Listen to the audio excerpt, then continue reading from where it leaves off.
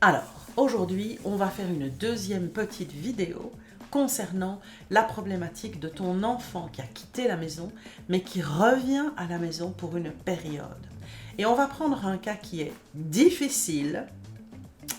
C'est un enfant qui a commencé à travailler, donc il est déjà dans la phase « mes études sont terminées », et il revient chez toi parce que il était par exemple à l'étranger, sa mission s'est terminée, il rentre, il n'a pas d'endroit pour vivre, donc les parents, la plupart du temps, le réaccueillent facilement à la maison, mais par contre, vivre sous le même toit va devenir très compliqué.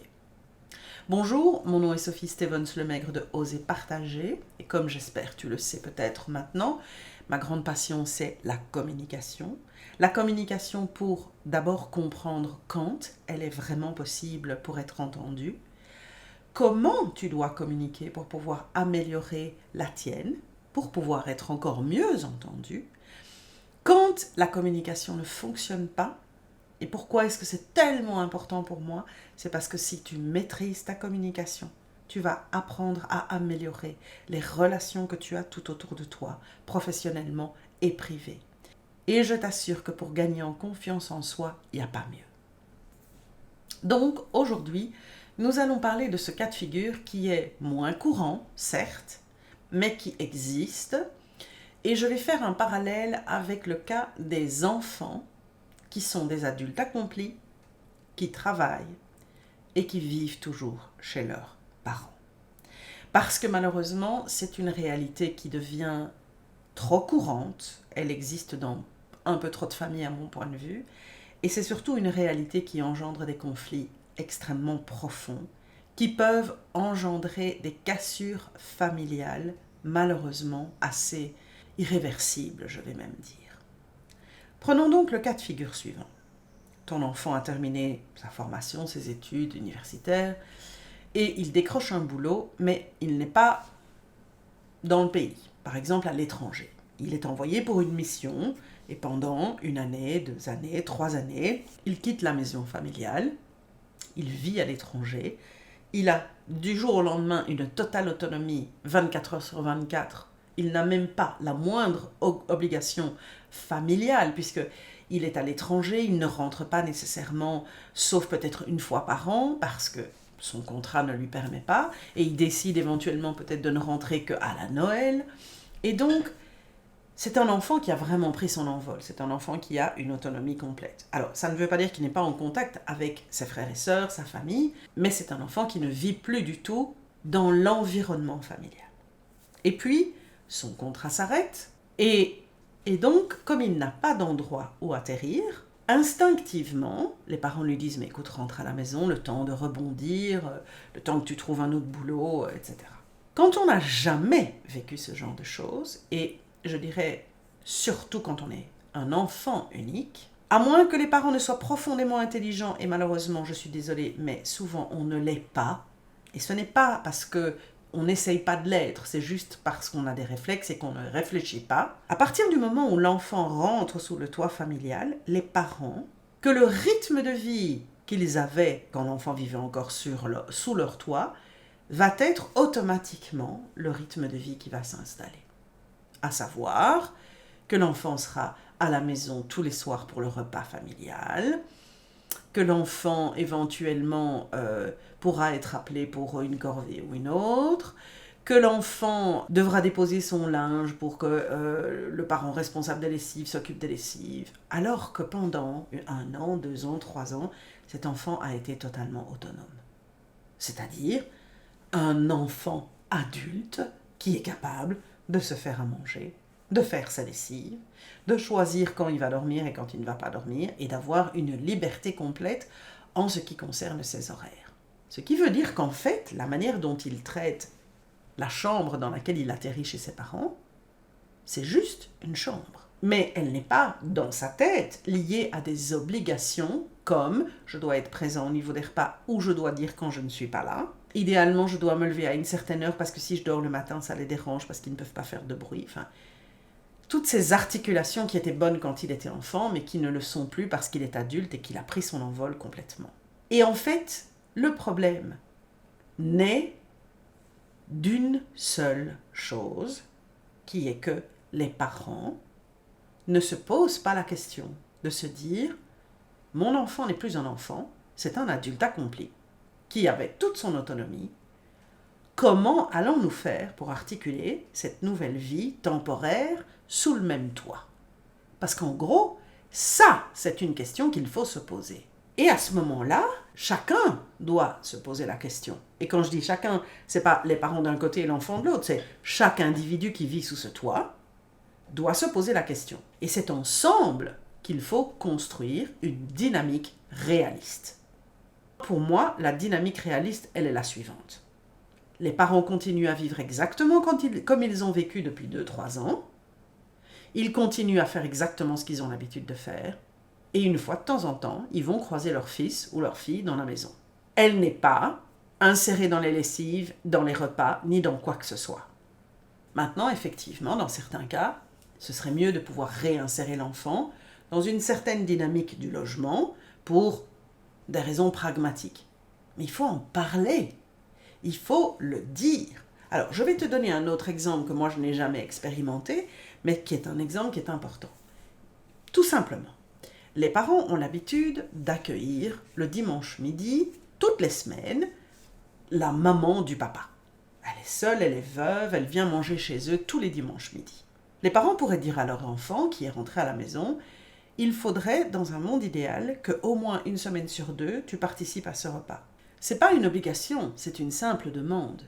Maintenant, il est tout à fait possible que l'enfant dise non.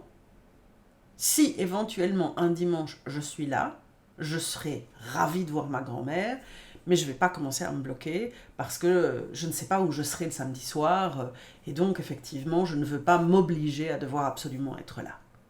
C'est une discussion qui doit être ouverte. C'est une discussion qui doit se faire ensemble. Pourquoi est-ce que c'est important d'avoir cette discussion ensemble ? C'est parce qu'il faut que tu puisses, toi, en tant que parent, écouter ce que ton enfant exprime.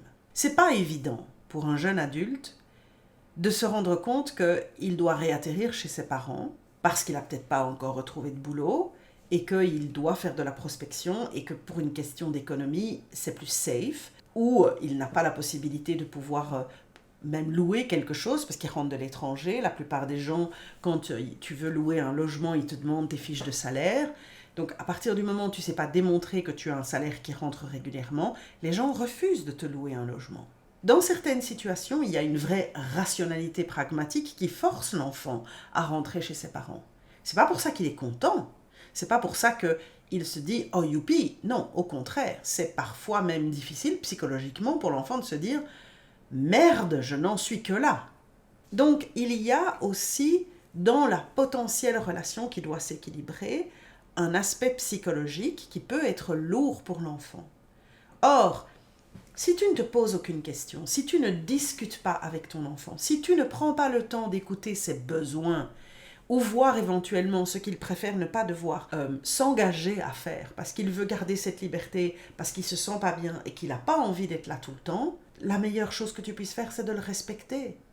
Tout en étant bienveillant avec lui, avec elle, et en t'assurant que tu sois là, en lui disant « Tu sais, si je peux faire quoi que ce soit pour t'aider, c'est juste comme un copain. C'est « Je suis aussi là pour pouvoir te donner un coup de main dans la mesure de mes possibilités. » L'enfant prendra, l'enfant ne prendra pas, ça dépend de la dynamique que vous avez. Je veux que tu comprennes que c'est une situation qui est compliquée, tant pour les parents que pour les enfants. Parce que quand tu as pris l'habitude de ne plus avoir d'enfants sous ton toit, je peux te garantir que d'avoir de nouveau un jeune adulte qui débarque chez toi, qui a peut-être tendance à être plutôt bordélique, ou qui éventuellement laisse la moitié de ses affaires partout dans la maison, tu le suis comme les petits cailloux d'un petit pousset, parce qu'il s'éparpille, parce qu'il est comme ça, c'est une question d'habitude, mais à ce moment-là, tu vas te rendre compte que c'est pas super excitant d'avoir de nouveau des enfants à la maison, parce que tu dois recommencer à faire des choses que tu n'avais plus l'habitude de faire, parce que finalement, vivre à deux, c'était plus calme, plus serein, plus organisé, que sais-je. La difficulté va venir à deux niveaux, que ce soit pour l'enfant, que ce soit pour toi, le parent. Et c'est ensemble que vous pouvez créer une dynamique qui soit correcte et qui se fasse dans le respect. Tu as le droit de dire à ton enfant, après quelques jours dans la maison, « Écoute, je t'adore, je suis super contente de te voir, ça me manquait de ne pas pouvoir te voir régulièrement, mais je te demande s'il te plaît d'être un peu respectueux de l'ordre et de l'organisation qu'on a dans la maison. Alors j'ai remarqué ceci, ceci, ceci, donc je vais te demander de faire un tout petit effort et d'éviter ceci. Si ça te pose problème, tu me le dis et on trouve une autre solution. Reste ouvert à la discussion et ne viens pas avec ta posture de « c'est ma maison et c'est moi qui décide ». Je suis désolée, mais il y a beaucoup de parents qui sont comme ça. Le principe de « c'est ma maison, c'est moi qui décide », bien sûr, je peux le comprendre. Et moi aussi, je peux l'appliquer. C'est d'ailleurs comme ça que moi, dès que j'ai pu, j'ai fait en sorte que mes enfants aient chacun leur chambre, parce que dans cet espace-là, qui était le leur, je n'avais pas voix au chapitre. Ils avaient donc un espace dans lequel ils pouvaient foutre tout le bordel qu'ils voulaient, mais pas dans le reste de la maison qui est partagé par tout le monde. Et en fait, voilà l'équilibre. Tu trouves un équilibre en définitive entre les deux. Tu tolères une certaine désorganisation pour une raison, pour une autre, et puis les choses rentrent dans l'ordre. Vous construisez ensemble des solutions. Que ce soit quand ils sont petits enfants, que ce soit quand ils sont adultes accomplis et qu'ils doivent malheureusement pour eux éventuellement, passer une période chez vous. Pourquoi est-ce que je voulais insister là-dessus? C'est parce que je suis encore le témoin, pour le moment, d'une situation que je trouve pitoyable. Je suis un peu dure, mais je connais bien le papa. Et il est le parfait exemple de ce que j'appelle un état d'esprit fixe, le fixed mindset. Monsieur, je sais tout mieux que tout le monde. Et il a des postures qui font que lui et son fils rentrent en conflit. Ces conflits sont en train de dégénérer, le fils est rentré de l'étranger, et du coup les déclarations qui sont faites sont totalement démentielles. Du style « je ne veux plus te voir jusqu'à la fin de ma vie » ou ce genre de débilité. Ça peut arriver dans toutes les familles. Et c'est sûr que je conscientise et je veux te mettre en garde sur ça parce que c'est très important. Je le répète encore une dernière fois, et puis je te laisserai tranquille pour cette vidéo aussi. C'est un choix parental que tu dois faire. Est-ce que tu es prêt, oui ou non, à accepter que la vie avec un enfant, c'est une progression et que chaque étape de la vie, c'est une progression dans laquelle tout le monde doit chercher à s'adapter, pas juste l'enfant, les parents aussi. Si tu n'es pas sur ce postulat, si tu considères que toi, tu n'as pas à t'adapter parce que tu es le parent et que c'est sous ton toit, alors à ce moment-là, la seule chose que je peux te dire, c'est que c'est le conflit garanti. Et comme tu le sais, je te le répéterai encore, si tu veux jouer au conflit, et si tu te laisses prendre par des colères qui virent en agression verbale, il est garanti à 100% qu'à un certain moment, l'un ou l'autre, l'un et l'autre, vont finir par dire des horreurs, des choses qui seront vraiment méchantes et qu'ils regretteront la conversation terminée. Mais un fixed mindset ne présentera jamais ses excuses, un gaslighter non plus d'ailleurs, et les désastres que cela peut engendrer ont parfois des répercussions qui durent toute une vie. Moi, je ne suis pas de celles qui prônent pour cette attitude. Je déteste les parents qui croient qu'ils savent tout et qu'ils peuvent s'imposer à leurs enfants, quel que soit l'âge de l'enfant d'ailleurs.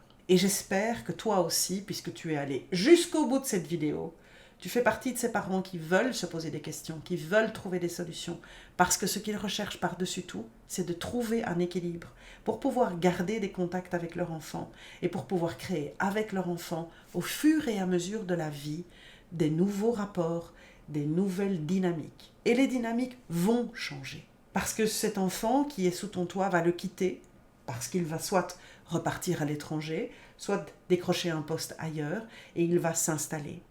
Et puis un jour, il va peut-être lui-même se mettre en couple. Et puis un jour, il va peut-être lui-même avoir des enfants. Et puis tu vas devenir le grand-parent qui doit s'occuper des enfants. Et la dynamique sera encore différente. Donc, prends conscience par ces vidéos de ce que je te dis depuis le début. C'est la 5e là. Ce n'est qu'un éternel recommencement, une adaptation constante. Cesse de penser qu'à partir du moment où quelque chose est installé, il va rester jusqu'à la fin des temps. Non!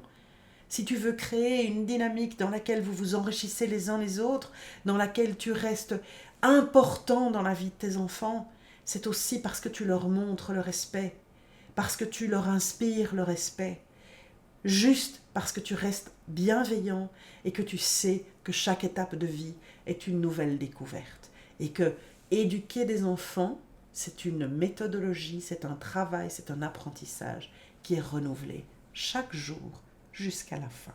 J'espère que ça va t'inspirer.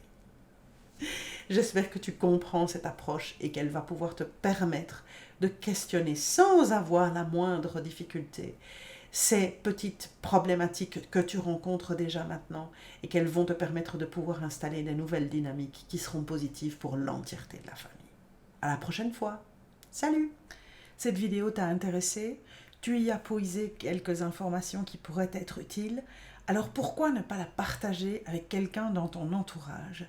Quelqu'un qui ne connaît peut-être pas encore la chaîne.